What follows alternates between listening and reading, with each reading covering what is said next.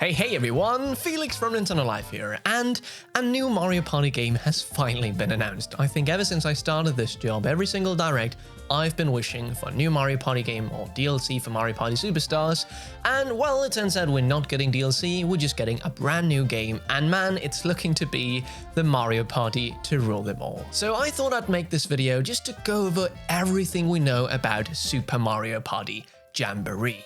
And what better way to start than with the characters, because in Superstars, that department was lacking quite a bit, with only 10 characters, but it looks like they've doubled the number here. The 10 characters from Mario Party Superstars do all return, so we have Mario, Luigi, Peach, Daisy, Wario, Waluigi, Yoshi, Rosalina, Donkey Kong, and Birdo. And we also have most of Super Mario Party's roster returning, being Bowser Jr., Goomba, Koopa Trooper, Shy Guy, Boo, Monty Mole, and maybe Bowser? The reason I'm saying maybe Bowser is because I don't feel like it's completely certain. I mean, yes, he is standing with all the characters, so that's why, I mean, it's probably he is a playable character, but there are Bowser spaces on the boards. Now remember, in Super Mario Party, Bowser was playable, but Bowser spaces had been removed, instead being replaced by unlucky spaces. And there's also a giant board where Bowser is in the middle. So is Bowser just running around besides a giant Bowser? I don't know. And my last point is that when they showcase the online mode, there is 20 characters playable. And wouldn't you guess it, Bowser is the only character that isn't among those 20. So I guess we'll see if he's playable or not. For now, it's just a maybe. We also have returning characters from games before Super Mario Party, like Spike, Toad, and Toadette. I remember playing as Toadette all the time in Mario Party 8, so that is a very, very nice welcome. There are a few characters from Super Mario Party that are not here, being Hammer Bro, Pompon, Dry Bones, and Diddy Kong. And Dry Bones and Diddy Kong at least feel like really weird not having there, so I'm just holding out hope that there are some unlockable characters. I mean, time will tell. And then we have a new character being Ninji. I mean, that's an awesome inclusion. I hope he's here to stay. Lovely character design, and it's so nice to see him make his proper Mario Party debut. So yeah, 20, maybe 21 characters. That is a very, very nice upgrade, and I really like all the characters they've chosen here. But you know what I also really like is we have 7 boards, and that's the largest amount of boards we've had in a Mario Party game, if we only count like the mainline ones, ever since 2003. Yeah, most games have 6, some had 5, and Super Mario Party had 4. Shame. And these boards just look so much better than the abysmal 4 boards of Super Mario Party and the somewhat lacking 5 boards of Mario Party Superstars. Yes, it was an improvement, but also they were all remakes, so why couldn't they just have remade a bit more? It's what it is. And there are 2 remakes in this one as well, so maybe they made them for Superstars and thought, nah, we'll just save them for this one.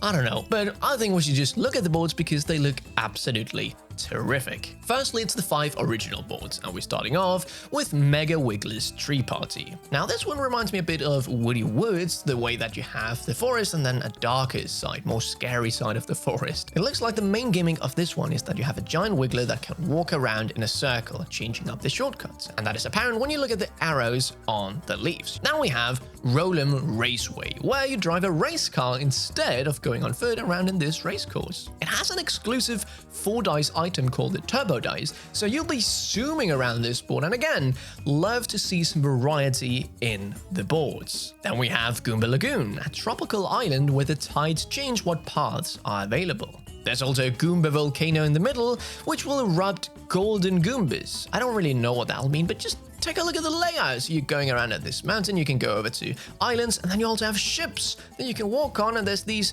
tiny chests over there. There's just so many fun different activities. I'll go into depth with the different spaces that I've been able to spot, but for now we're just gonna look at the overall boards. Don't worry, we'll get there. King Bowser's Keep is this game's Bowser board, and it's been a while since we've had one of these, last appearing in Mario Party 10.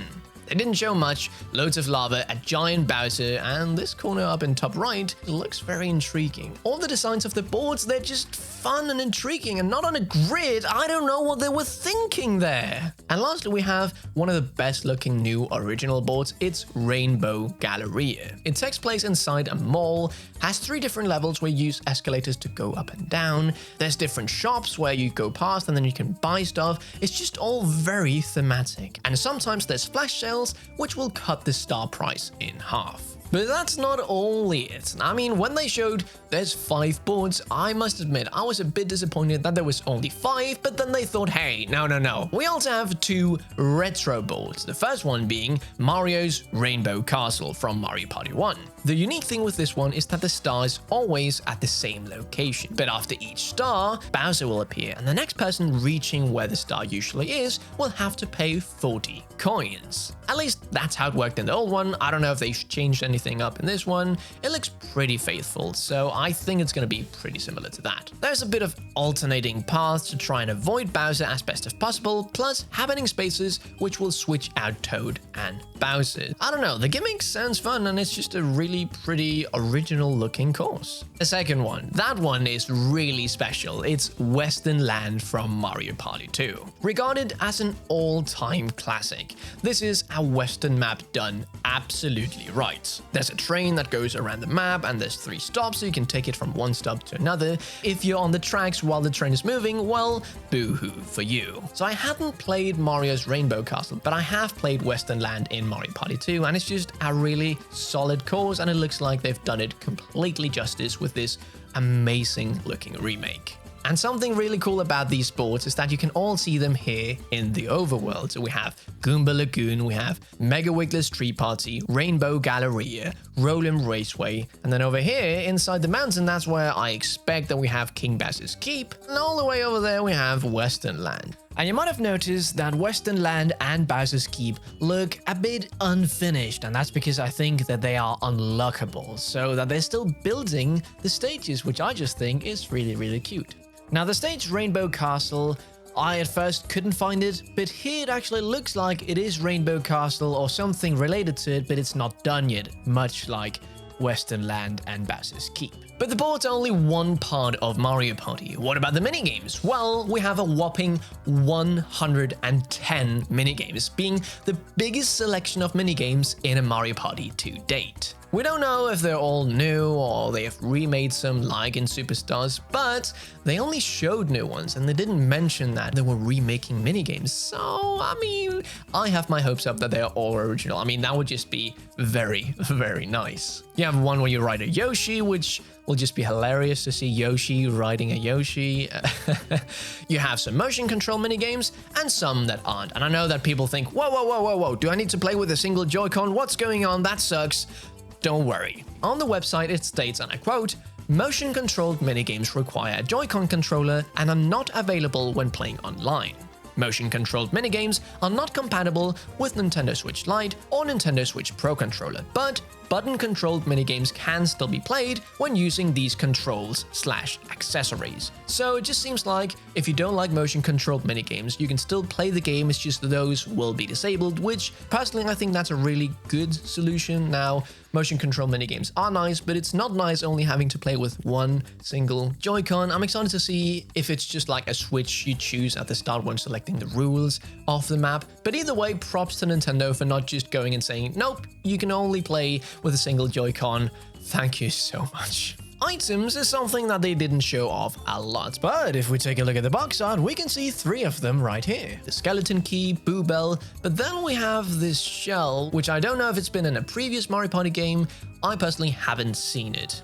Ninja is holding what I believe to be a custom dice, so you can just select a number from 1 to 10. Really useful in the right situations. And then Toadette has an exclamation mark. Now, I haven't really been able to find out what this is, if we've seen it in a Mario Party before. Personally, I don't recognize it, but if anyone has an idea of what it could do, please let me know down in the comments below. Triple dice and turbo dice can be seen here, and then you have this item which Waluigi's holding, which I remember vividly back from Mario Party DS.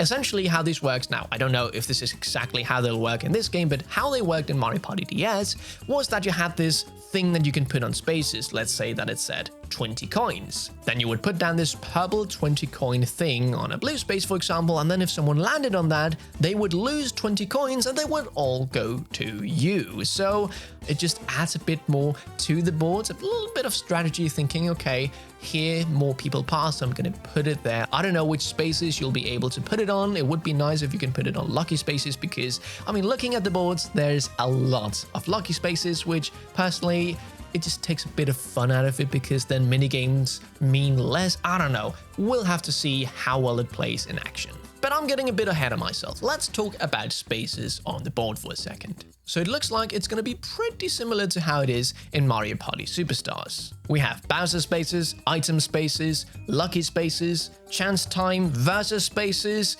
Now there are some small changes they've made to some of these, for example, like the lucky spaces. Before the clover was white and now it's green. I mean, I think it works pretty well. And the happening spaces, they've changed the exclamation mark to yellow. You know, it's very minor stuff. But one thing that I've noticed is that there's a lot of lucky spaces next to each other. For example, in this shot in the mall, there's 3 of them. I don't know how they'll balance that. I really hope that that item where you can put something on other spaces applies to that because that's just going to be really fun. And then, wait a second.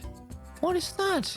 I don't remember. So it's a red space, but there's a little purple thing on it. Now, I don't know if that's the icon, like the thing that you put on the spaces, or if that's just a new space entirely, or a space that I just don't recognize. But either way, yeah, it looks nice. I'm excited to see if we'll get new item minigames, or if it's just going to be reused from Mario Party Superstars. And I do hope that they keep the pace going like it is, because it's very brief. It's just, whoop, item minigame, quick, okay, we're done with that. Where in older Mario Party games on the N64, it felt like such a drag, because you had to go into the little screen that says, okay, this is how you play, and then go in. I mean, it just took forever. So hopefully they've kept the pace the same. Oh, I've completely forgot to talk about a really big thing, which is the online mode. So the online mode will have up to 20 players competing at once. Of course, I think that you'll still be able to play just regularly Mario Party online, because Mario Party Superstars actually had a surprising good online mode. It worked really well even when playing with people overseas. So I'm hoping that they've kept that in this one. Mario Party Battle Royale. Will you be the Party Meister? Party Meister. Yeah, I really hope they called it that. And that wasn't the only new mode they showed off. I mean, it was the one they showed mostly in detail, but they teased a lot of different stuff, both in regular Mario Party, but also online. So I'm really excited to see everything that they have to show off. And now we'll be moving on to the more, I don't know, I wouldn't really categorize this. Oh, well, the first thing I could categorize, because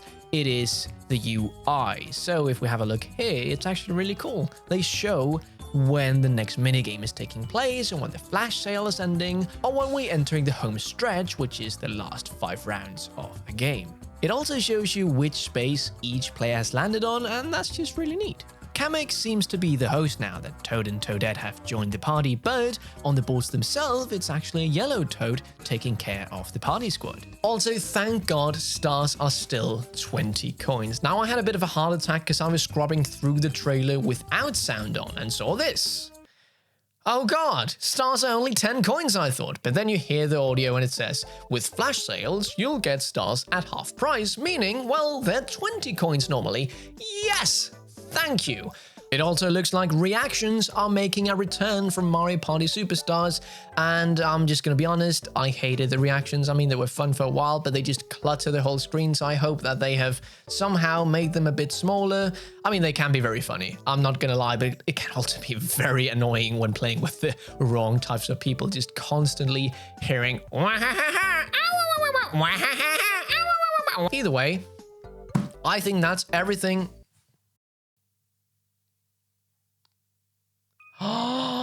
Oh my God! We have reverse unlucky spaces. Oh, I did not realize that.